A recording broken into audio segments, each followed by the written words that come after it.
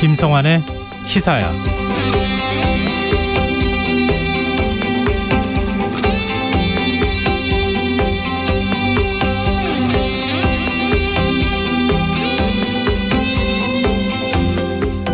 안녕하십니까. 시사평론가 김성환입니다. 국회 기획재정위원회가 오늘 양도세를 완화하는 내용의 소득세법 개정안을 통과시켰습니다. 정부의 반대에도 불구하고 여야가 1가구 1주택일 때 양도소득세를 내는 고가주택의 기준을 시가 9억 원에서 12억 원으로 높이기로 합의한 겁니다. 홍남기 경제부총리는 1주택자에 대한 양도세 완화 조치가 더 비싼 주택을 사려는 움직임으로 이어져 부동산 시장이 불안해질 수 있다는 점을 우려하면서 투기 심리를 자극할 수 있다는 정부의 입장을 전달했지만 결국 국회 입법권을 존중할 수밖에 없다는 현실을 받아들일 수밖에 없었습니다. 문제는 정치권의 움직임이 대선을 앞둔 시점에 이루어졌다는 점일 겁니다.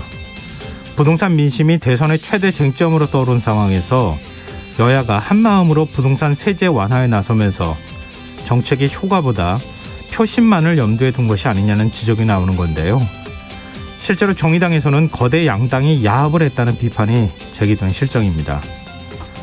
이런 가운데 민주당은 다주택자에 대한 양도세 부담마저 일시적으로 완화하는 방안을 검토하고 있는 것으로 알려졌고요. 국민의힘에서는 종부세 전면 재검토까지 주장하고 있는 상황인데요. 정치가 필요한 이유는 선거가 아닌 국민의 삶 속에 있다는 걸 여야가 설마 잊은 건 아니겠죠. 자세한 정치권 움직임 잠시 뒤 이어지는 뉴스에서 자세히 살펴보겠습니다. 대선이 100일도 채 남지 않은 상황에서 국민의힘 이준석 대표가 사실상 당무를 거부하고 잠적하는 사태가 발생했습니다. 그 배경엔 선대위 구성 과정에서 불거진 당대표 패싱 논란이 있는 게 아니냐, 이런 관측이 나오는데요. 이 문제 어떻게 봐야 하는지 더 깊이 있게 들여다보는 인터뷰 시간에 국민의힘 조경태 공동선대위원장과 이야기 나눠보겠습니다. 화요일마다 찾아오는 시간이죠. 빅데이터를 통해 인터넷 이슈를 살펴보는 이슈 일수다 코너도 마련되어 있으니까요. 많은 관심 부탁드립니다. 김성환의 시사에는 청취자 여러분들의 많은 관심과 참여 기다립니다. 방송 내용과 관련해 의견 있으신 분들은 문자 보내주십시오.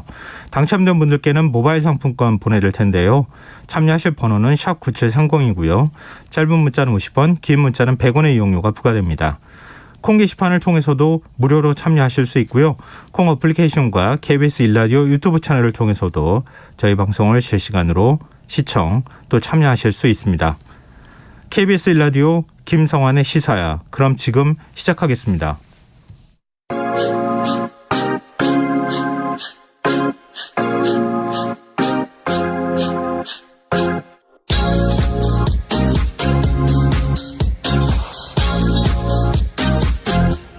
KBS 1라디오 김성환의 시사야.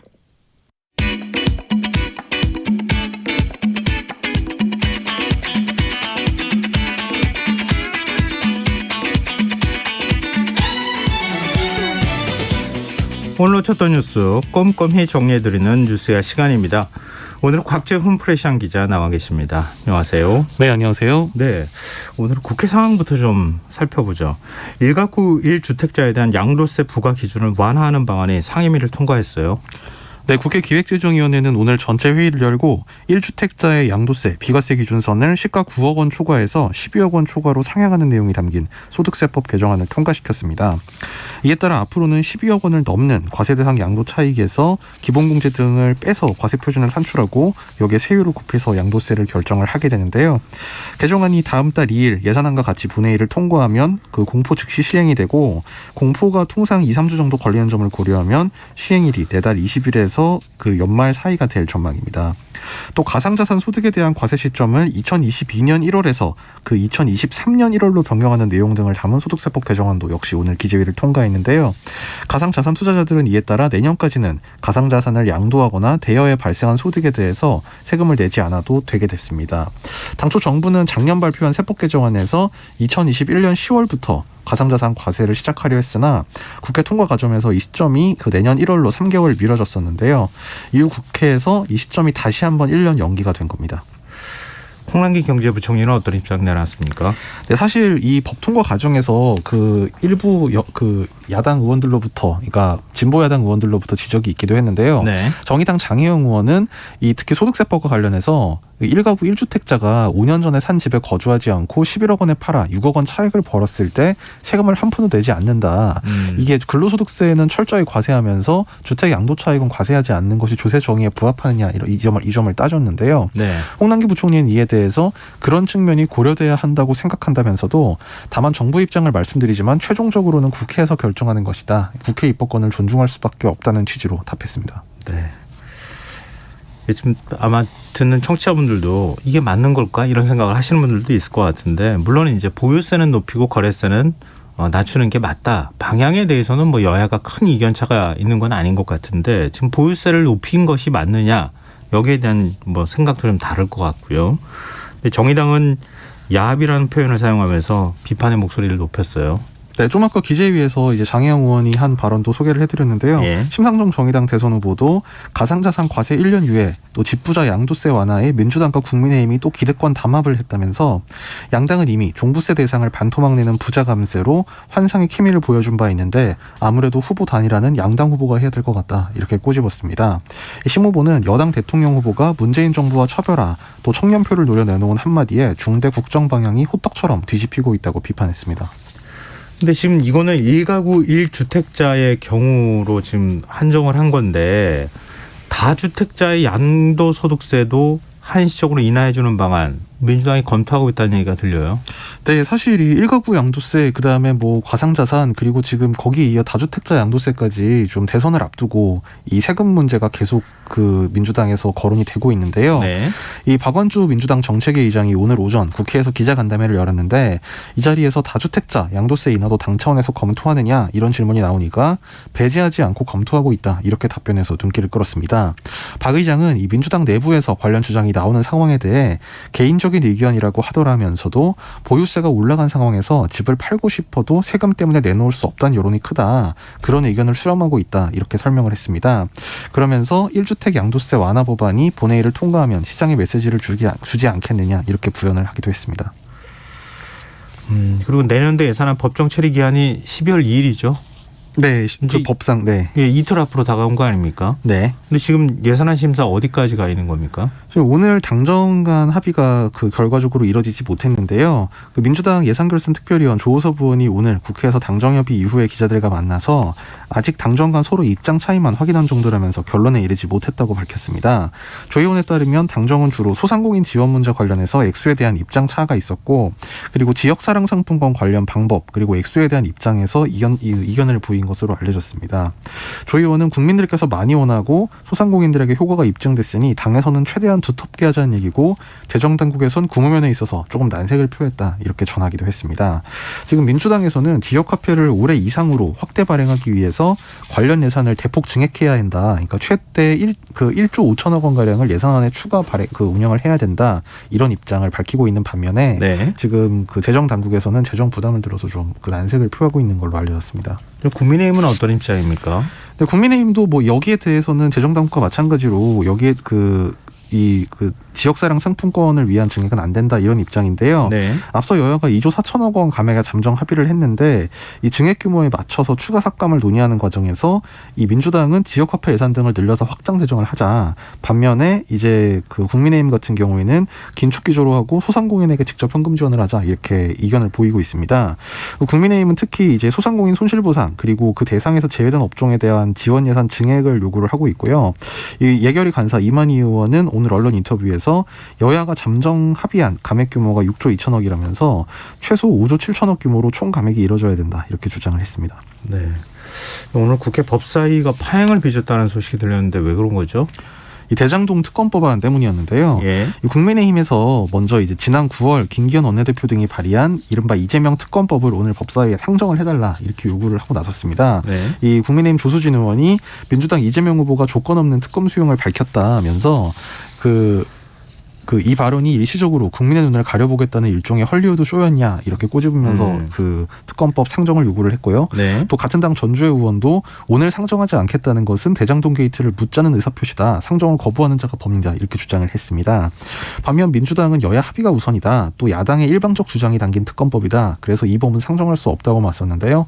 민주당 김용민 의원은 대장동 사건은 윤석열 검사가 부산저축은행 수사에서 봐주기를 했다는 의혹이 핵심이다. 이렇게 주장했고 같은 당 김영배 의원도 본인들 입맛에 맞는 조항만 넣어서 본질을 뺀 법안을 상정하지 않으면 의사일정에 합의할 수 없다고 하는 것은 그 법사위를 정쟁의 장으로 만드는 정치쇼다 이렇게 주장했습니다. 결국 국민의힘에서 이 맨날 들러리 설 것 같으면 여기 우리가 왜 오느냐면서 일제히 법사위 회의장에서 퇴장을 했고요.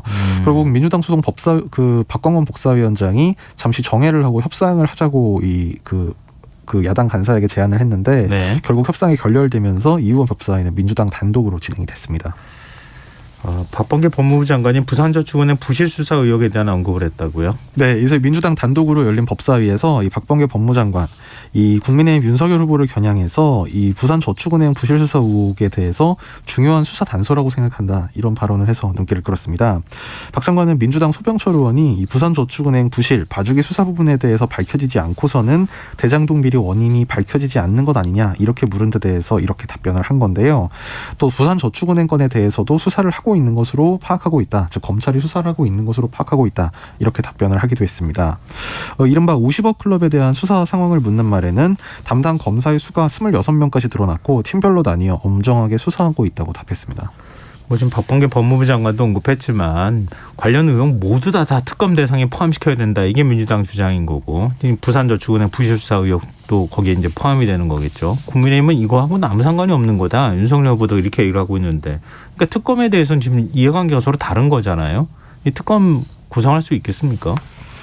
지금 사실 그래서 여야 간의 입장 차이가 달라서 지금 여야 간의 특검 관련 협상이 지금 시작도 하지 못하고 있는 상황인데요. 물론 지금 예산 문제가 있기 때문에 그런 것도 있습니다만 사실 지금 당장 특검이 구성이 된다고 하더라도 통상 특검 같은 경우 구성에 한 3주 그러니까 20일 정도 시간이 걸리는 데다가 수사기간이 보통 6, 70일 뭐 이렇기 때문에 지금 대선이 지금 100일 안쪽으로 들어와 있기 때문에요. 아무래도 이 구성 자체도 어렵거니와 뭐 구성이 된다고 한들 대선 전까지 결과를 내기는 상당히 어렵지 않을까.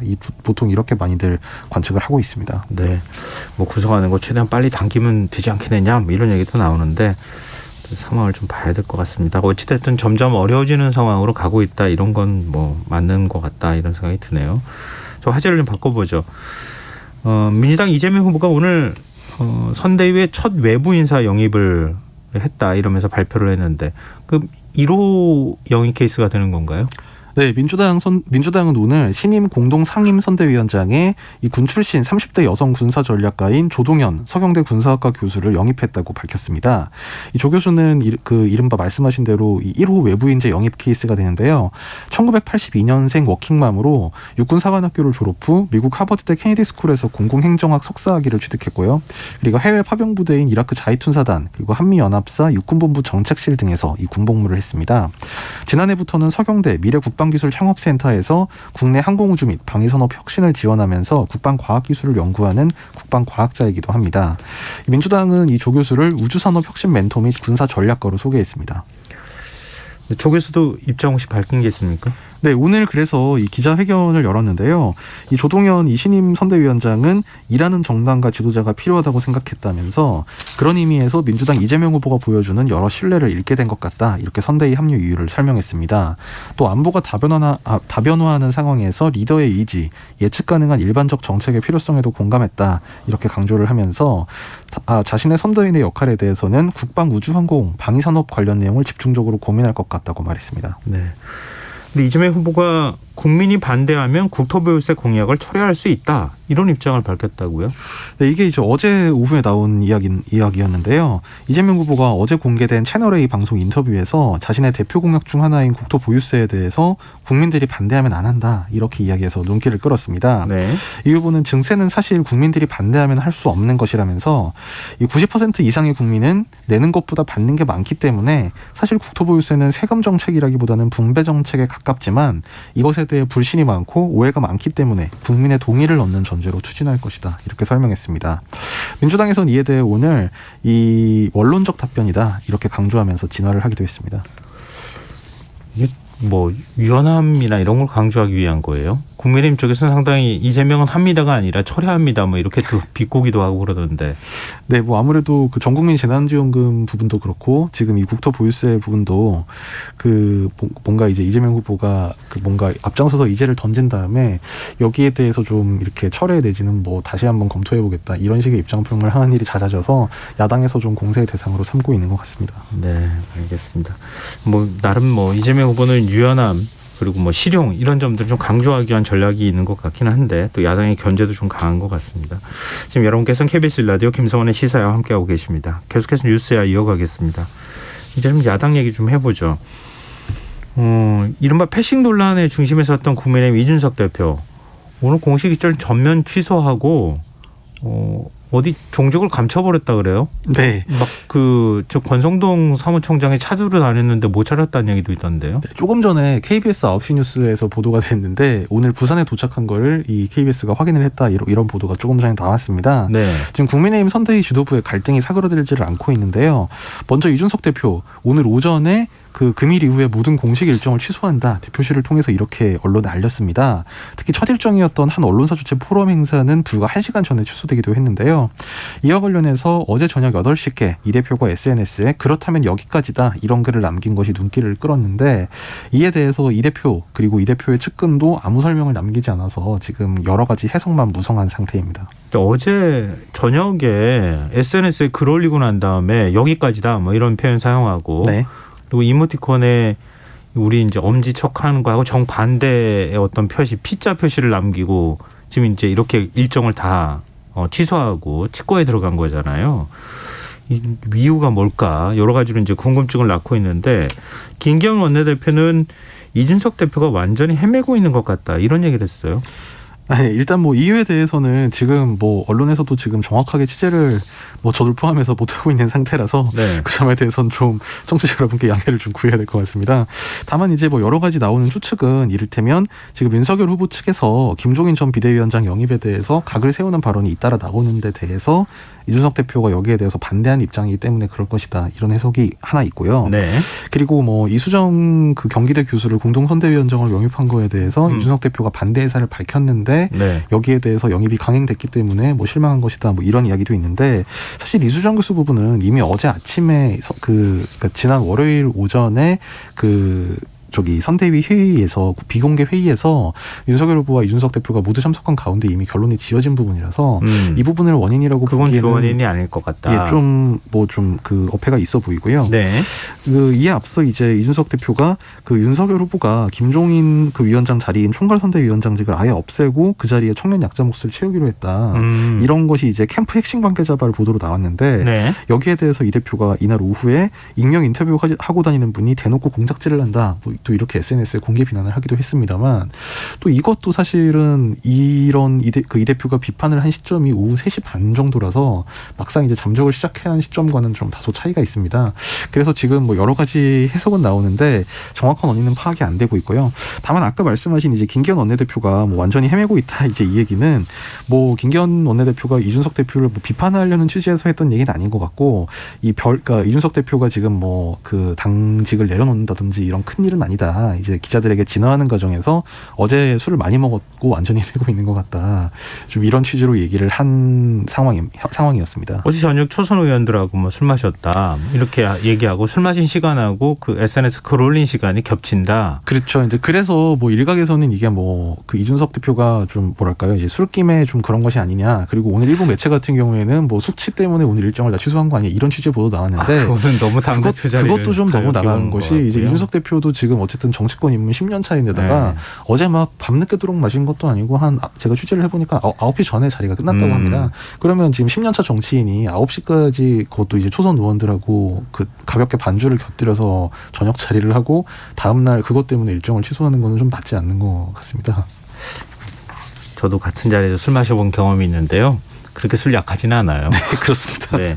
근데 홍준표 의원은 당대표를 겉돌게 하면 대선을 망친다. 이런 경고 메시지를 내놨어요. 네, 그 당 내부에서는 지금 이준석 대표의 그 이준석 대표 그리고 윤석열 후보의 어떤 이런 대립하는 것처럼 비치는 상황에 대해서 좀 우려하는 목소리가 많이 나왔는데요. 이 조경태 공동선대위원장은 모두 겸손하게 한마음이 돼서 정권 교체를 위해 매진해야 한다. 또 박대출 의원은 이 윤 후보는 주연이고 이 대표는 조연이라고 비유하면서 각자 제 위치를 지킬 때다 이렇게 강조를 하기도 했습니다. 또 김태흠 의원도 대선 후보와 당대표 왜 이러나 이렇게 사자와 비판을 하면서도 후보 중심으로 이 선대위가 운영이 돼야 된다 이런 입장을 강조하기도 했는데요. 그러니까 이 세 분은 아무래도 이제 상대적으로 이준석 대표에 대해서 조금 더 비판적이라고 봐야 될 것 같고 네. 반면 김태우 의원 같은 경우에는 차포 다 떼고 이길 수 있는 판이 아니다. 당대표가 설 자리를 잃으면 대선을 어떻게 치르려는 거냐. 후보가 리더십을 발휘할 때다. 이렇게 좀 후보의 그 윤 후보가 조금 더 포용력을 보여야 한다. 이런 입장을 밝히기도 했습니다. 또 국민의힘 초선 의원들도 오늘 국회에서 회의를 열고 이 사태에 대해서 논의한 걸로 알려졌습니다. 네. 뭐 윤석열 후보의 리더십이 시험대에 올랐다 이런 얘기까지 나오고 있는 상황인데 혹시 지금 이준석 대표의 이 모습에 대해서 윤석열 후보는 오늘 입장 내놓은 게 있습니까? 그 이준석 대표가 오늘 일정을 전면 취소했을 때 그 오늘 윤 후보가 그 충청 일정을 소화하는 중이었는데요. 네. 그때 기자들이 여기에 대해서 좀 뭐 어떤 상황이냐, 뭐 상황을 알고 있었냐, 뭐 이렇게 물어보니까 윤 후보가 아침부터 바빠서 이 공개 일정이 11시부터 시작됐기 때문에 본인은 잘 몰랐다면서 사무총장과 통화했고 뭐 이유 등을 파악해보라고 한번 만나보라고 이제 사무총장에게 이야기했다 이런 취지로만 얘기를 했습니다. 그러면서 자신은 후보로서 역할을 하는 것뿐이다 이렇게 강조하기도 했습니다. 네. 오늘 경향신문은 파업하는 것이다 뭐 이런 표현을 또 사용하기도 했던데 내일 상황이 어떻게 되는지 지금 부산 갔다가 언제 올라오는지 이런 얘기는 아직 안 전해지고 있는 거죠? 네, 그렇습니다. 사실 부산을 갔다는 것도 방금 KBS만 보도를 한 거여서 그것도 네. 지금 확인을 한번 해봐야 될 것 같습니다. 네, 알겠습니다. 그럼 내일 상황이 어떻게 되는지 좀 지켜봐야 될 것 같네요. 그리고 지금 민주당 황운하 의원이 SNS에 글을 올린 것 때문에 지금 사과하는 일이 벌어졌어요. 네, 뭐 글을 올렸다 사과하는 일이 이제 어제 그 모두 이제 빚어졌었는데요. 네. 이 어제 그 황 의원이 페이스북에 그 앞서서 그러니까 지난 28일이죠. 28일 윤석열을 지지하는 사람조차 그가 어떤 국정운영 철학을 가졌는지 전혀 알지 못한다면서 윤석열 지지자들은 1% 안팎의 기득권 계층을 제외하고는 대부분 저학력 빈곤층 그리고 고령층이다. 이렇게 주장하는 글을 올려서 상당히 논란이 됐습니다. 네. 결국 어제 오전에 이 다시 글을 올려서 어제 밤늦게 포스팅됐던 글을 아침에 일어나 다시 읽어보는 과정에서 부적절한 부분이 있어 수정했다 하면서 해당 부분을 삭제했다고 밝히고 초고의 글이 퇴고 과정에서 수정된 것이지만 그럼에도 밤사이 그 내용을 보신 분들이 마음에 불편을 겪었다면 진심으로 사과 말씀을 드린다 이렇게 고개를 숙였습니다. 네. 민주당 송영길 대표도 매우 오만하고 위험한 태도다 이렇게 좀 비판을 하는 메시지를 내놨어요. 네, 송영길 대표가 오늘 페이스북에 이런 글을 썼습니다. 국민의힘 윤석열 후보를 지지하는 국민들을 비판하고 훈계하려는 자세는 매우 오만하고 위험한 태도다 하면서 우리 내부의 반성을 통해 국정운영 능력이 검증 안 된 분을 그것도 국민의힘 출신 전직 대통령을 2사람이나 구속 기소한 사람을 저렇게 지지하는지 돌이켜봐야 한다 이렇게 지적을 했습니다. 아무래도 이 황운하 의원 등을 좀 애둘러 비판한 게 아니냐 이런 평가를 받았는데요. 송 대표는 민주당이 먼저 윤우진 전 용산 세무서장의 접대 의혹, 장모 비호 의혹, 윤우진 변호사 선임 조언 등 거짓말이 드러났음에도 검찰총장 인사청문회에서 윤 후보를 비호하고 통과시켜준 것을 통렬히 반성해야 한다. 이렇게 지적해서 눈길을 끌기도 했습니다. 네. 이른바 고발사주 의혹을 수사하고 있는 공수처가 손준성 검사에 대한 사전 구속영장을 다시 청구했어요. 네, 오늘 공수처로부터 영장이 재청구가 됐는데요. 공수처 고발사주 의혹 수사팀은 지난달 26일 법원에서 구속영장을 기각한 지 35일 만인 오늘 오후 5시께 이 손준성 검사에 대한 사적 구속영장을 다시 청구했습니다. 손 검사는 대검 수사정보정책관으로 일하던 지난해 4월 전후로 소속 검사 등에게 여권 인사 그리고 언론인 등에 대한 고발장 작성과 근거자료 수집 등을 지시하고 고발장을 김웅 당시 총선 후보에게 전달한 혐의를 받고 있는데요. 공수처가 손 검사에게 적용한 혐의는 직권남용 권리행사 방해, 공무상 비밀누설, 개인정보보호법 위반, 형사절차 전처합법 위반, 공직선거법 위반 등입니다. 손 검사 측은 이에 대해 입장을 내고 이 손 검사에 대한 여당 의원들의 재고발이 있자 공수처가 영장 기각 후 특별한 사정 변경이 없음에도 영장을 재청구했다면서 본건 수사가 정치적 목적을 갖고 있음을 명확히 보여준 것이라고 반발했습니다.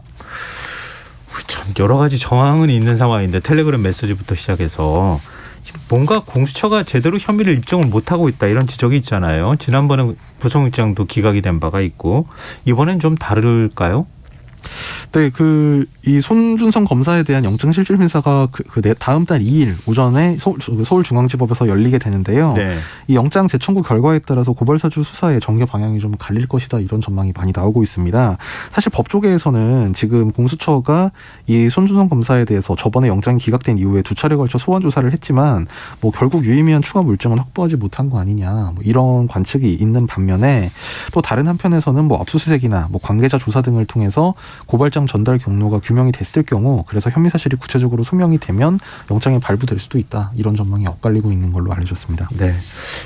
다음 달 2일 그러니까 이틀 뒤가 되겠죠. 공수처 수사에 어떤 분수령이 되지 않을까 그런 생각이 드네요. 자, 오늘 뉴스 여기까지 하겠습니다. 지금까지 곽재훈 프레시안 기자였습니다. 고맙습니다. 감사합니다.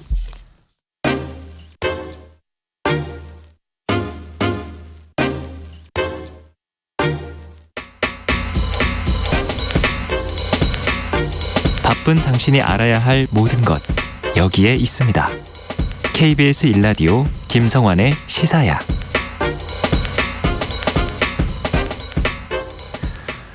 오늘 국민의힘 이준석 대표가 SNS에 의미심장한 글을 남긴 뒤에 모든 공식 일정을 취소하고 직거에 들어갔습니다.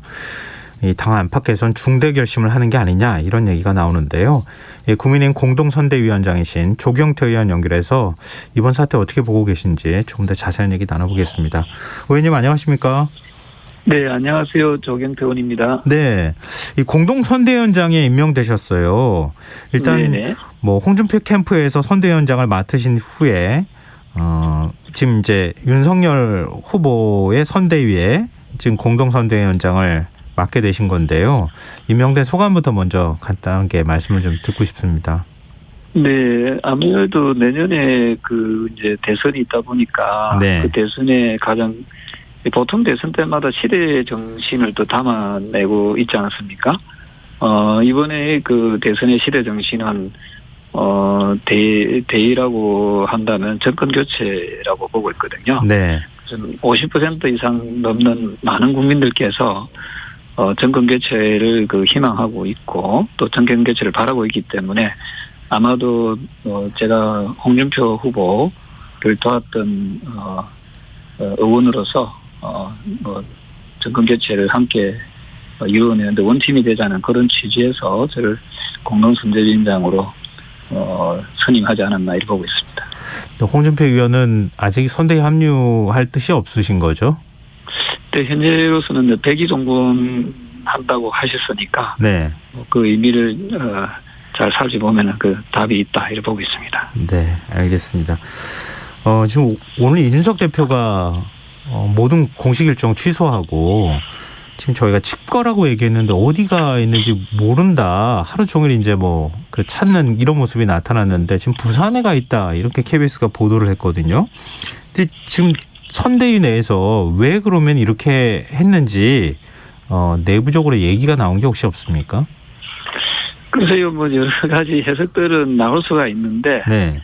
저는 이번에 국민들의 정권 교체에 대한 열망, 기대는 매우 높지만 그렇다 해가지고 우리가 조금이라도 안이한 생각을 해서는 안 된다고 보고 있습니다. 저는 살 얼음판을 걷는 심정으로 겸손에 또 겸손함을 덧붙여서 국민들께 다가서는 모습을 보여야 되고 또 각자의 위치에서 최선의 노력을 다하는 모습을 보일 때 저는 국민들이 보다 더 많이 국민의 힘을 또 윤석열 후보를 저는 응원하고 지지할 거라고 보고 있기 때문에 네. 최근에 있었던 몇 가지 좋지 못한 모습들은 저는 국민들께 상당히 좀 실망을 안겨다 줄 수밖에 없는 그런 모양이 아닌가 이렇게 보고 있습니다. 지금 총론적으로 말씀해 주셔가지고 이준석 대표가 왜 그럼 이런 판단을 했다고 보십니까? 최근에 여러 가지 선대위 구성 과정에서 좀 언론에서 표면적으로 보면은 좀 갈등 요소들이 좀 있는 걸로 그래 나와 있거든요. 네. 그래서 그런 부분에서 또 당 대표로서 여러 가지 썩 내키지 않는 그런 부분이 좀 있었던 것 같습니다. 그런 부분들이 이번에 좀 제어하지 못하는 그런 표현으로 나타나지 않았나 보고 있습니다. 제가 위원장님께 사지선자형으로 여쭤보고 싶어요. 지금 여러 가지 원인이 뭐다 뭐 이렇게 보도가 나오고 있는 상황이어서. 네. 근데 김종인 전 비대위원장 합류가 무산된 것, 이 가장 크지 않았겠느냐 이렇게 언론에서는 뭐 분석을 하고 있거든요. 그래서 최근도 언론에 보니까 김종인 비대위원장에 대한 뭐 여론조사가 에서 보면은 정말 그 좀 많이 다르게 나타나는 경우도 있고 합니다. 근데 제가 드리고 싶은 말씀은 어떤 뭐 자리적인 부분보다 자리 다툼하는 모습은 저는 이제는 좀 그만했으면 좋겠다. 왜냐하면은 국민들께서는 이 무능한 이 정권을 좀 심판하고 좀 정상적인 대한민국을 만들어 달라는 그런 간절함이 있는데, 그런데 정작 그 제1야당이 그러한 자세가 안 돼 있다면은 상당한 실망감으로 돌아설 수밖에 없거든요. 그래서 저는 지금이라도 어떤 자리에 연연하지 말고 각자의 위치에서 서로가 좀 최선을 다하고, 또한 지금 윤석열 캠프에 또 핵심 분들이 계신다면은 그분들 역시도 저는 그러지 않을 거라고 봅니다만은, 만에 하나 그런 뭐 문고리 같은 그런 느낌을 주는 세력들이 있다면은 거기에 대해서는 윤 후보가 좀 단호하게 그런 부분에 대해서는 좀 질책도 하고 또 바로 잡아야 할 필요가 있다고 생각을 하고요. 또한 그 윤 후보를 좀 도와주겠다는 마음을 가진 분들은 정말 그 미랄이 되겠다는 마음으로 마음을 비우고 함께 한 마음이 돼서 좀 나아가는 모습이 필요하다고 생각하고요. 저한테 그 선대위원장, 공동선대위원장의 그 어떤 그 직책을 준 이유도 향후에 그런 부분을 좀 잘 조정해내라는 그런 또 좀 담겨져 있다고 보고 있거든요. 네. 다음 주에 정상적으로 정식적으로 선대위가 발대식을 하게 되면은 제가 최선을 다해서 더 이상의 그 불협화음이 나지 않도록 노력을 하겠습니다. 네. 근데 이른바 뭐 이준석 패싱론이 나온 걸 보면 이제 여러 가지 이제 서로 간에 안 맞는 부분이 있는데요. 예를 들면 상임선대위원장이에요. 공동상임선대위원장이면은 선대위를 이끌어가는 역할을 부여받았다고 볼 수 있지 않습니까? 근데 당내 영입 인사와 관련해서도 제대로 된 얘기를 설명을 좀 못 들었다고 얘기하고, 심지어는 후보 충청 일정에 당대표가 동행하는 것으로 되어 있는데 당대표는 전혀 그 내용을 사전에 통보받거나 알지 못했다고도 얘기하고, 뭐 앞서 이제 김종인 전 비대위원장 얘기도 나오고, 이거는 선대위가 운영된다고 가정해 보면 상임 선대위원장으로서 모를 수가 없는 거거든요. 근데 왜 이런 게 소통이 안 될까요? 사실 제가 우려했던 부분들이 바로 이런 부분들이거든요. 사실은 그 당 대표가 그 후보의 이 노선 경로를 제대로 모르고 있고 일정을 잘 모르고 있다는 것은 네. 좀 잘못된 것 같습니다. 예, 그런 부분에 대해서는 앞으로 두 번 다시는 그런 일들이 없도록 패싱 논란이 없도록 해야 된다고 보고 있고요. 예. 그런 측면에서 아직까지 제가 보기에는 그렇습니다. 윤석열 후보가 의도적으로 한 거는 절대 아닌 것 같고요. 실무자들이 그런 부분들을 많이 놓치지 않았나. 그렇다면은 그런 부분에 대해서는 좀 더 강하게 질책도 하고 또 바로 잡을 것은 바로 잡아야 된다고 보고 있습니다. 일단 뭐 공동선대위원장으로 합류하셔서 선대위 체제에 대해서 뭐 얘기도 듣고 이제 그 뭐 제안도 받으셨을 테니까요. 지금 문고리 3인방이 있다 이런 지적에 대해서 동의하십니까? 사실은 이제 우리가 제일 우려하는 부분이 바로 이런 부분이거든요. 아직까지 정권 교체가 되지 않은 상태에서 벌써 이런 얘기가 나오는 것은 상당히 바람직한 부분이 아니라 보고 있고요. 또 하나가 안입된 굴뚝에 연기가 날 이유가 없지 않겠습니까? 그래서 그런 부분에 대해서 만에 하나 그런 게 없어야 되겠지만 그런 부분이 있다라고 하면은 저는 그런 부분은 과감하게 저는 청산해야 된다라고 보고 있습니다. 너무 객관적으로 말씀하셔서요. 있는 겁니까? 솔직하게 좀 말씀해 주시죠, 뭐. 예, 과거에 이런 일이 있었습니다. 2002년도에 보면은 노무현 후보와 또 그 당시 민주당의 당대표가 관계가 굉장히 안 좋았거든요. 예. 사실은 뭐 선거 대선 국면에서 보면은 후보와 당 대표의 어떤 그 자리매김이 상당히 애매모호한 경우들이 많이 있습니다. 네. 그럼에도 불구하고 저는 결국은 이 대선 전국에서는 대선 후보 중심으로 갈 수밖에 없거든요. 그런 측면에서 우리가 모두가 그 후보 중심으로 놓고 각자들이 뭐 서로가 마음에 안 드는 부분이 어디 한두 가지겠습니까?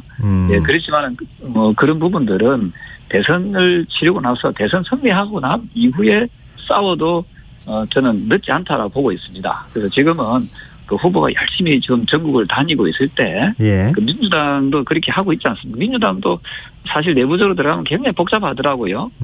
사실은 그 내부에도 보면은 지금 그동안 경선의 앙금이 아직까지 아물지 않은 걸로 알고 있는데, 그럼에도 불구하고 표면적으로는 어쨌든 원팀 형식으로 또 굴러가고 있지 않습니까? 네. 그런 점에서 국민의힘도 자신들의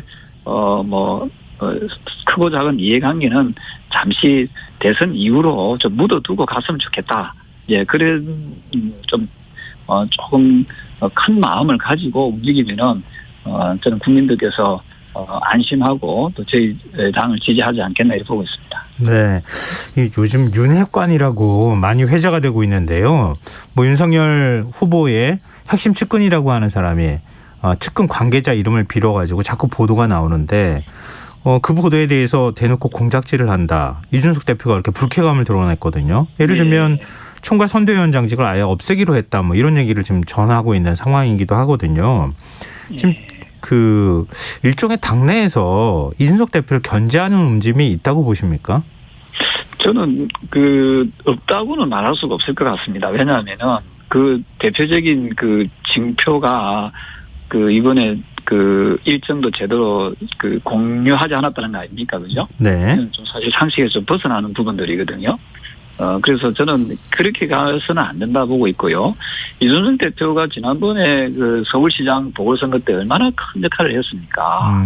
저는 이준석 대표의 어떤 부분에 대해서도 조금 당대표로서의 좀 예우를 좀 해가면서, 그리고 지금 상임선대위원장이지 않습니까? 네. 상임선대위원장이 어찌 보면은 선대위의 모든 걸 또 알아야 되고 또 관장해야 되는 그런 위치에 있는 막중한 책임을 지는 그런 곳이기 때문에 저는 그런 부분들이 제대로 자리매김을 할 수 있도록 해야 된다고 보고 있고, 이준석 대표도 좀 마음을 열어서 정권 교체라는 그 대의를 위해서 자신에게 조금 불합리한 부분이 있더라도 그 부분을 조금은 좀 삭힐 수 있는 그런 여유로움이 있어야 된다.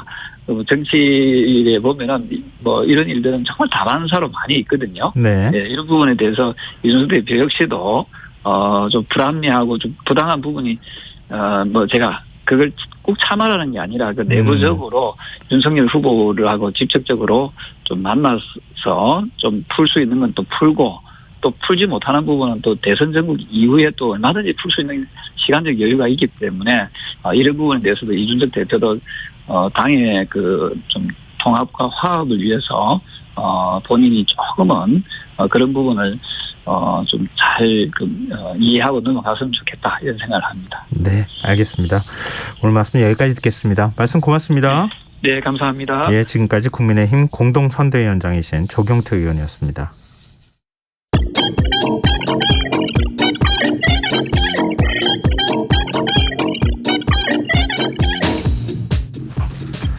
빅데이터로 인터넷에서 화제가 되고 있는 이슈를 살펴보는 시간입니다. 이슈 이수다. 빅데이터를 읽어주는 남자입니다. 한국인사이트 연구소 김덕진 부소장 지금 스튜디오에 나와 계십니다. 안녕하세요. 네, 안녕하세요. 반갑습니다. 김덕진입니다. 네. 이번 주 한 주간의 이슈 어떤 게 있었습니까? 네, 이번 주에도 좀 재미있는 키워드들이 좀 많았는데요. 간만에 1위로 경제 분야가 돌아왔습니다. 경제 분야요? 네, 근데 주요 키워드가 제한이에요. 제한. 제한요? 네. 뭐냐면 오미크론 관련된 이야기를 보시면 될 것 같습니다. 네. 근데 오미크론이면은 코로나19 확산세에 대해서 우려하시는 쪽이 더 그러니까요. 그럴 것 같은데 경제 이슈로 갔어요? 이게 참 재밌는 것 같아요. 사람들이 지금 빅데이터 상에서 이 오미크론 관련돼서 일주일 동안 이야기한 걸 좀 보면 오히려 이제 우리가 말했던 코로나 우리가 다시 이거 코로나 방역 세지는 거 아니야 이런 얘기보다 오히려 주가에 대한 이야기를 제일 많이 하고 있었다는 게 아주 특이했습니다.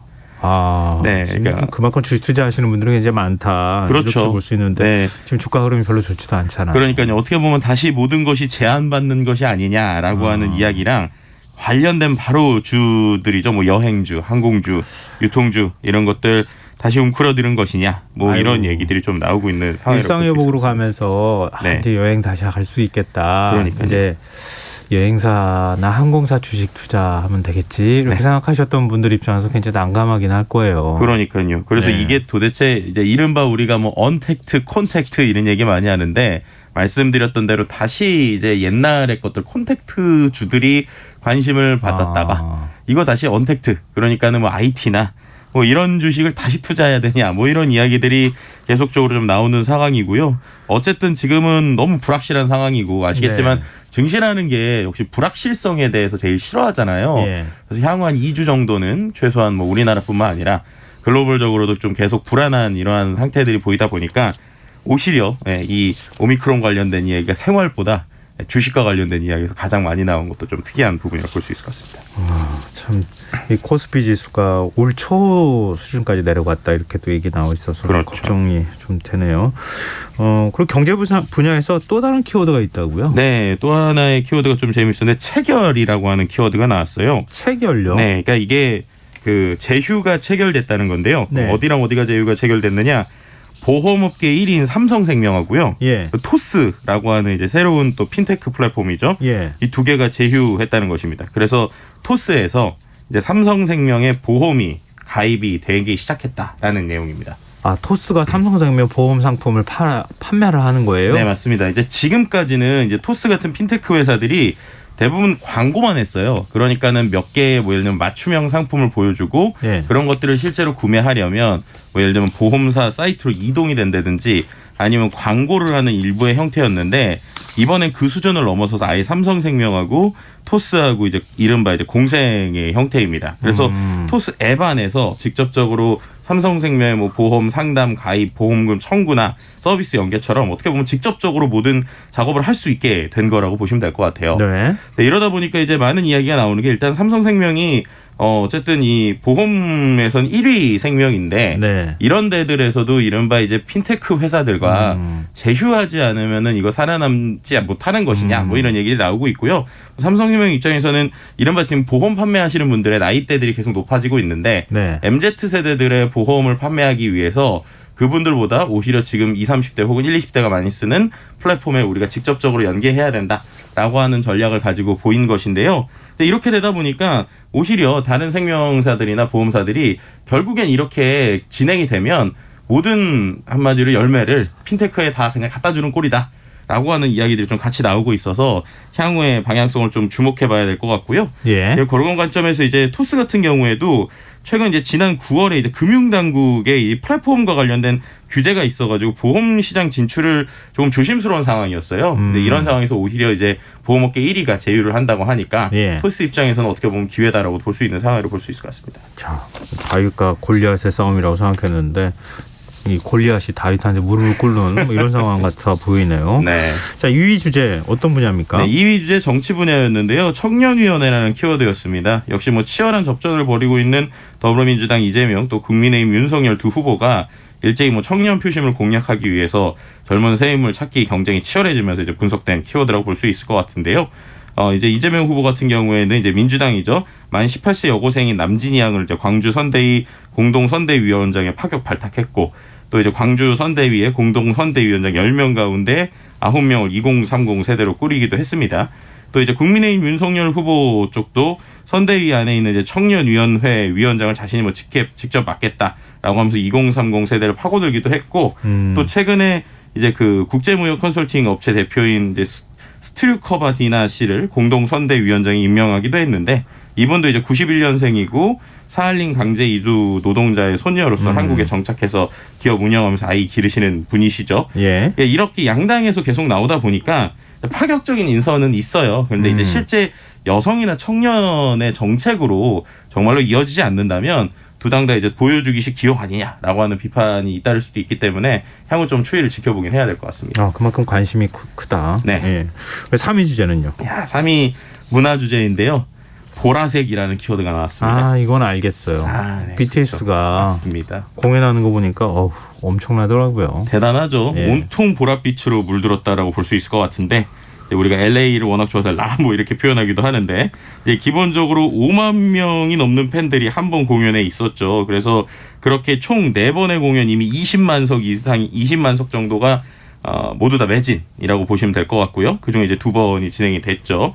2년 만에 코로나 때문에 멈췄던 방탄소년단의 해외 공연이 미국 로스앤젤레스에서 열렸는데 공연장 물론 공항까지 시내까지 온통 이제 보랏빛으로 물들어서 BTS가 다시 왔구나라고 하는 걸 좀 보여줄 수 있는 이야기였다고 볼 수 있을 것 같습니다.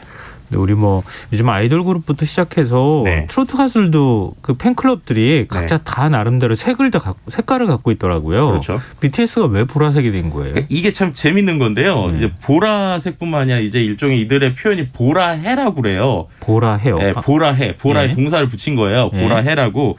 이게 역사를 좀 보니까 2016년 11월까지 갑니다.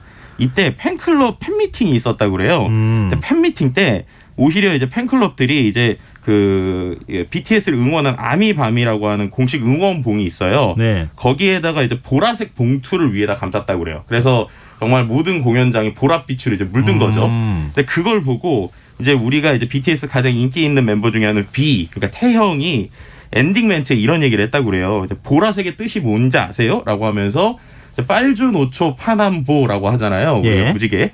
보라색이 마지막이잖아요. 그래서 보라색은 상대방을 믿고 서로 사랑하자는 뜻. 그러니까 끝에까지 우리가 끝까지 살아가자는 뜻이다라고 그러면서 뭐라고 하냐면 지금 제가 방금 지었어요 라고 이제 이야기를 한 거예요. 네. 그러니까 어떻게 보면은 일종의 좀 재미있는 어떤 코멘트였는데 이게 이제 의미를 갖기 시작한 거예요. 그래가지고 이제 아미들이 모두 다 보라해, 보라하다 이렇게 얘기를 하기 시작했고요.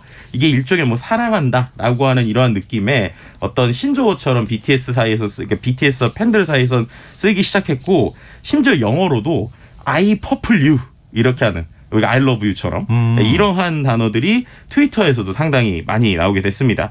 이러다 보니까는 보라색 하트 이모지가 있는데 이모지 검색 사이트인 이모지피디아가 올해 초에 발표했던 트위터상에서 가장 많이 사용된 하트 색깔 3위에 이 보라색이 올라가기도 했다고 해요. 네, 그만큼이나 이제 방탄소년단의 위력을 좀 보여주는 걸 볼 수 있을 것 같고요.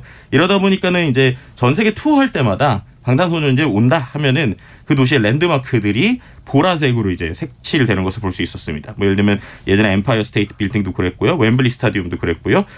최근에는 이제 맥도날드 같은 경우에도 이 보라색 마케팅을 통해 가지고 상당히 뜨거운 반응을 보였는데 이번 공연에서도 마치 드레스 코드가 퍼플일로 정해진 것처럼 거의 보라색을 빼놓을 수 없는 수준까지 많이 보였다고 합니다. 정말 대단합니다. 근데 이것뿐만 아니라 이번에 이제 공연을 한 2년 만에 한 거니까 네. 얼마나 팬들이 오래 기다렸겠습니까?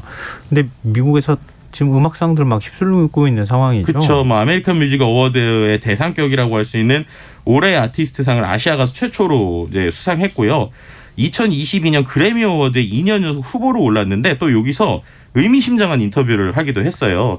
왜냐하면은 그래미 어워즈에 7개 부분 중에 1개의 부분에만 후보로 올라갔다고 그래요. 그렇게 되니까 이제 그 BTS 팬덤에서는 그래미가 BTS를 홀대한다라고 지적을 했고 네. 실제로 이제 멤버 중에 한 명 RM이 자신들이 겪은 차별이나 혹은 지난해부터 미국 내에서 아시아인들에 대한 혐오가 퍼지고 있다. 그래서 아시아 아티스트로서 무거운 책임감을 느낀다.